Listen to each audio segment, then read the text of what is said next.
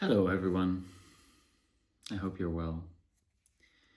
Today, I wanted to talk about discipline. What is discipline? Why I believe it's important. Why I think it can be relevant to you and your life. Why I think it can be useful to think about discipline, what it means. And I feel like it is a very important part of my own life, and I would like to share also why I think it is so important. Discipline for me is the ability to commit to something that you value regardless of your feelings about it. For example, if you commit to, I will use my own as an example, stick to a daily handstand practice, then sometimes I can feel tired or I can feel like, I don't really want to do it. But then the discipline is to do it regardless of the state I'm in or whether or not I'm feeling like it, right? That's the discipline, the commitment to something you value and to follow through on that commitment. That is kind of what it means for me to be disciplined or to practice discipline.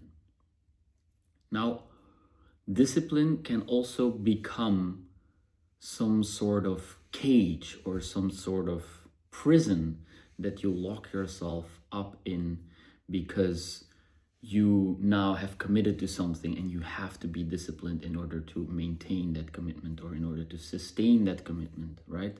And then it can start to become almost like a forcing. You're forcing yourself to stay true or committed to this decision that you made. You're forcing yourself to, for example, in my case, practice a handstand even when I'm sick or when my body needs rest or something like this, right?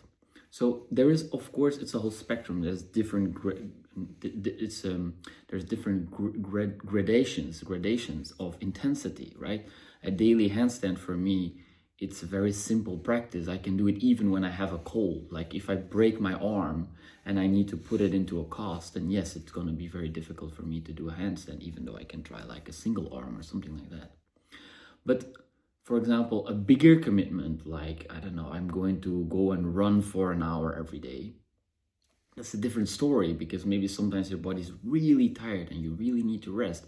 Then pushing yourself to run 1 hour, it's actually counterproductive. It's almost a punishment, or it's not coming from a place of listening to what your body needs, but it is, in my case, I used to do this.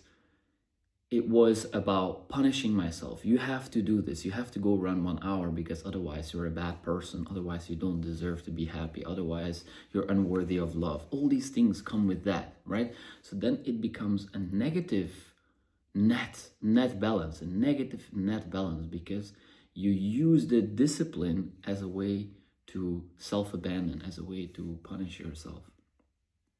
So what would be a real discipline in that situation when I tell myself I'm going to run an hour each day for the next 60 days, let's say, and one of those days I'm super sick and my body is really tired and I need to rest? Then the real discipline is to admit that right now, I know I said I was going to run every single day. Right now my body is really tired, and what I can do instead is go for a walk, or walk up some stairs up and down if I need to stay inside, or something, or just lay down on the couch and rest. Then the discipline is the commitment to the betterment of myself, the healing of my system, the challenge. It's what I see, for example, in David Goggins, is a guy who is so afraid of skipping a training session, for example, right? He's pushing so hard and he's selling it as a mental toughness paradigm, as a mental toughness gig. Yes, you can push through, you stick to your word, you do as you say, you push through, you push through, you push through. And what I see in what he's doing is I am so terrified to admit that I'm tired and that I actually also need to rest. I feel like he's super scared to slow down and to rest and to actually get in touch with all the things that are happening inside him, right? The pushing through is a way to avoid the processes that are happening inside. I know I used to do this for many years. I was pushing myself to the limit every single day, just tiring myself out completely. And it was not out of self-love or self-acceptance. It was out of self-loathing. It was a way to punish myself. It was a hitting myself over the head. And so my journey with discipline has been one that came from I am worthless and I need to punish myself. And so now I look on the outside, it looks like discipline because I'm training hard every single day. But on the inside, it is just self-torture. And that's, to me, it's cowardly. I think there is some sort of cowardliness in that because I wasn't brave enough to admit I need to rest. And I'm doing this in order to feel good about myself or to gain approval or to feel like I matter, right? And that is, to me, I did that out of fear. And so I felt I was cowardly. The real discipline comes in when, at least for myself, once again, when I stick to what is true and to know my own boundaries. A daily handstand, no problem, you know, it's 1 minute of effort, right? But if it's a stronger commitment that requires more time, more energy, then it's very important to stay close to what is real, what is true for you and your body. What do you need in this moment? Do you really need to honor that commitment fully? Do you need to follow it through all the way to the end? Do I need to go and run 1 hour today? Or is it also good if I go for a short walk and I take care of myself and I rest, right? Now, in relationship, for example, if you have a commitment with someone, a friendship, a partnership, anything, okay, there is also a form of discipline involved there. I believe that if you connect to someone and you want to go really deep with that person, then there is some form of discipline there that you show up for this person, that you show up for each other, but you cannot control how the other person is showing up, but you can control how you are showing up, right? So you want to show up, and there is some discipline there. It requires loyalty. It requires a willingness to face challenges, to sit through uncomfortable feelings, right? For example, if you commit to helping someone with a project or something like that, and at some point you feel overwhelmed or you want to run away or you feel like it's too much to ask for or something like that, then discipline comes in, courage comes in to address this. You can share, hey, this is happening right now, and I feel overwhelmed. I feel like I can't help you right now, or it's too much. That's discipline, right? Running away, not communicating, for example, that is a fear response, that you're afraid to share what you need. And you just run away. You just run away and you avoid the responsibility. That, to me, it is in some form cowardliness. So the discipline is to recognize, I feel scared to share that I need something, or that I can't help you right now, or that I can't be there for you right now. I need to take care of myself in this moment, or I need this from you. That's a discipline to ask that, because it's very uncomfortable, at least for myself. It's incredibly uncomfortable to ask for what I need from the people I love and the people I don't know also, yes? So there's a commitment to the truth there, and to follow through on that, to honor that is also a form of discipline. So I think that there's many aspects to what discipline really means. It can look on the outside like discipline. And if you go deeper, I think that there is multiple layers, multiple criteria that actually determine whether or not it is true discipline, or it is some form of escapism, or some form of avoiding other things, you know, facing the truth and standing in that truth and communicating that truth with integrity, with honesty, regardless of how you feel. Maybe it feels so uncomfortable for you to share what you need or what you think about someone else's behavior or anything, you know, maybe it feels super uncomfortable. But being able to share that consistently with courage, I think, is also a form of discipline.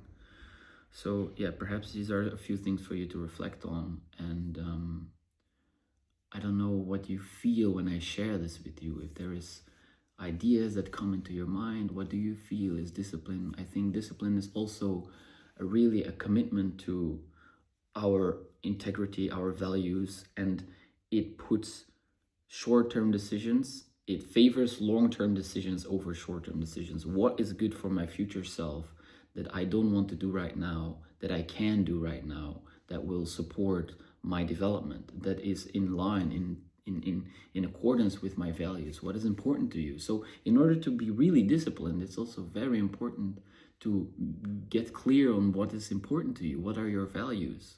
What do you want to embody? How do you want to live your life? And then act in accordance with those values, regardless of how you feel in the moment. Yes?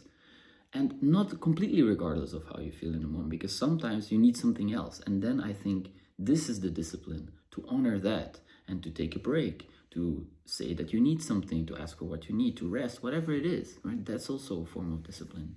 But it is because that's in that sense, it is also you acting, coming from a place that is serving your future self, that is serving the ideal version of you. Yes?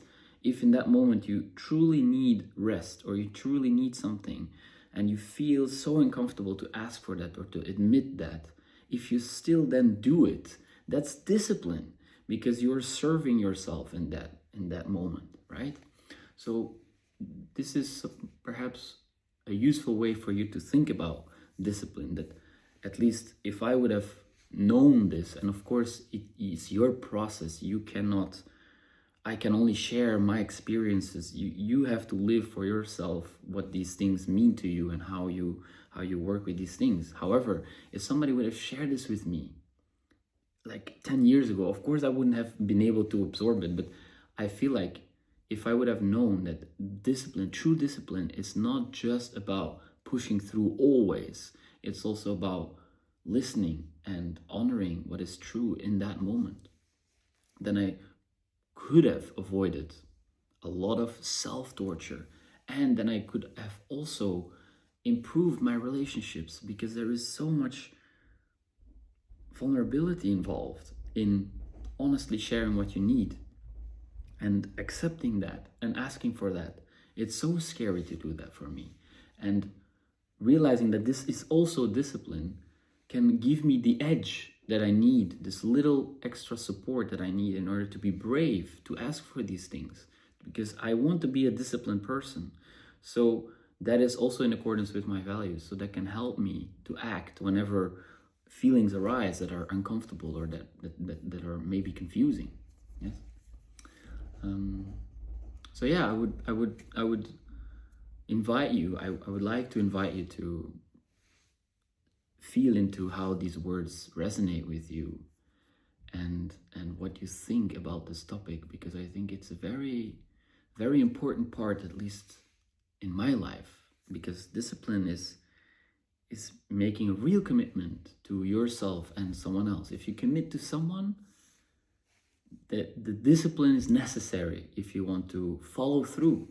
If you want to follow through on that relationship, then you need a discipline, the right type of discipline. Because if you are self-abandoning yourself for another person constantly, then it will lead to resentment, then it will lead to anger, then it will lead to negative things that can cause the relationship to crumble, right?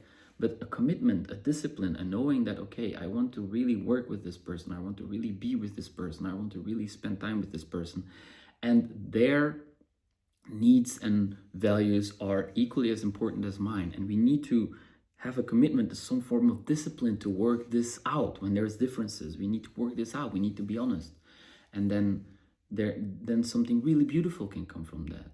And I think that by cultivating discipline on your own, you can also bring that into your interactions with other people, that can really give you integrity, that can really bring some oomph to your being, to your word. Your word means something if you're disciplined. What you say is what you do, and what you do is what you say. And of course, sometimes it's challenging and it's difficult and you want to weigh out, a quick way out. That's fine. You can also then be disciplined and share that, hey, I really feel like I want to walk away, or I feel like so overwhelmed. Can you help me? That's also discipline. So these are just a few thoughts that came to my mind, and I felt like I wanted to share them with whoever is interested in reflecting on these things. So thank you so much for watching this morning. It's morning here. I don't know where you are right now in the world and what time it is, but I want to thank you for being here with me and connecting through my flow of consciousness. Talk soon.